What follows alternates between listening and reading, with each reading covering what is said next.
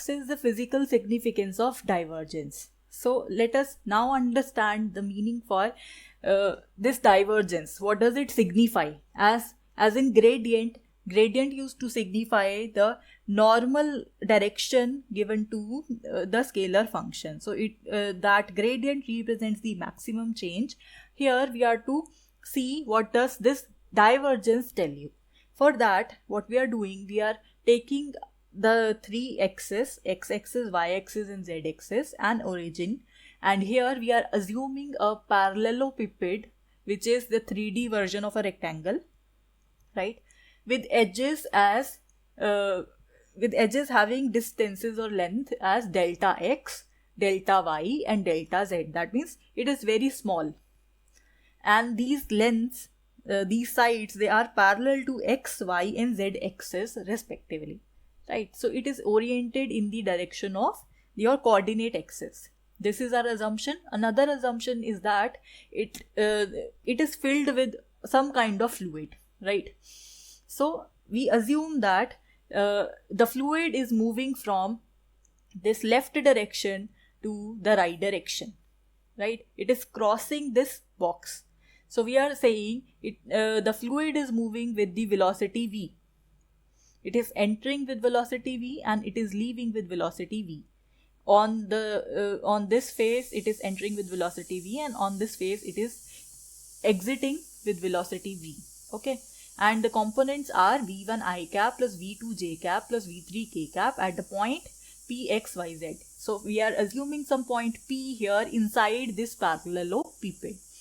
And now we have to determine. Now the question here, the thing that we claim here is that divergence of v. What is v? V is the velocity of the fluid. So divergence of v give you the rate at which fluid is crossing a point per unit volume per unit time.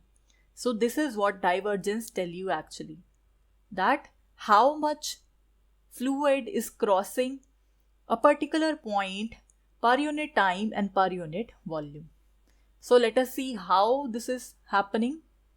For that, in order to determine this divergence, I'm saying let us first see, because I'm claiming here that it is the rate at which fluid is crossing a point per unit volume per unit time.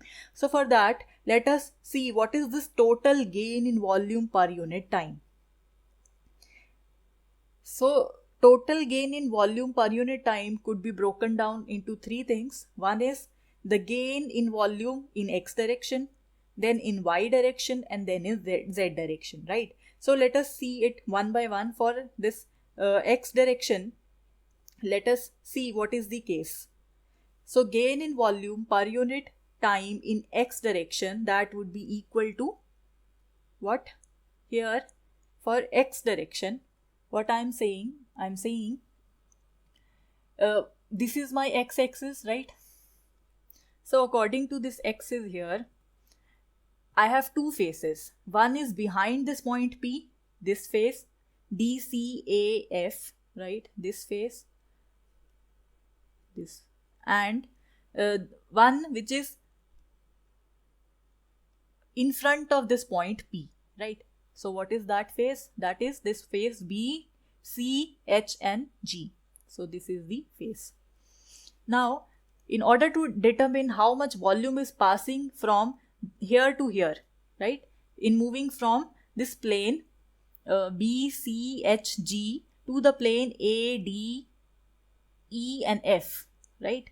So we'll see what is the difference. So we'll see how much volume of fluid crosses GHCB minus AFED, the two planes that I have told you, right? GHCB and AFED. So in order, so if we assume that at the point P, the velocity is given by V1 in the x component, so its component is V1. So accordingly, if we are taking this to be the back, this face of this parallelepiped, right?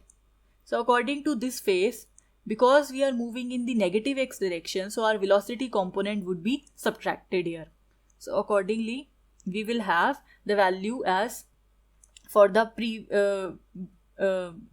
from the phase that is behind the point P, for this phase, its value would be V1 minus the gradient of V1 in the x direction with a negative sign, because we are moving in the negative x direction. And for this plane, so we have this point P, one plane is behind this, one plane is in front of it. When you move from here to this plane in the negative x direction, so this is your x-axis, right? So this is negative x-axis, this is positive x-axis, so something like that. So here, for this GHCB plane, our velocity is increasing by this unit because we are taking the gradient of this vector V1 with respect to x in a positive sense, in a positive direction. So when you compute this, and moreover, this is the displacement in x, this is the displacement of velocity in x, and what are the we have to compute the volume. So for volume, we also require the sides y and z, and because there is no change in y and z when we move on onto these two planes, so that would not change at all.